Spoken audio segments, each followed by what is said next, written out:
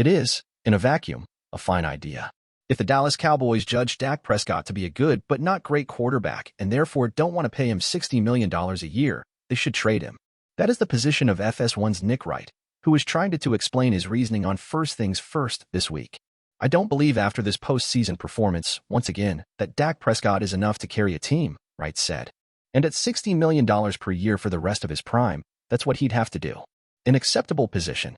It's understandable for someone to think Dak's not the guy, and for someone to think he can't carry a team, and for someone to think he's not worth $60 million a year. So, with conventional wisdom being the Cowboys will sign Prescott to an extension in order to lower his massive $59 million cap hit for the 2024 season and spread that money out, what to do?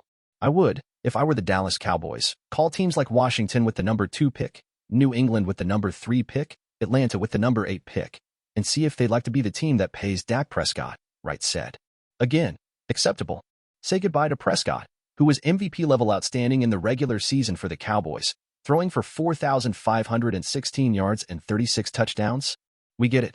And then, with that number 2 or number 3 or number 8 pick, draft Jaden Daniels of LSU or Bo Nix of Oregon or J.J. McCarthy of Michigan or Michael Penix of Washington or Caleb Williams of USC or Jordan Travis of Florida State or Drake May of North Carolina.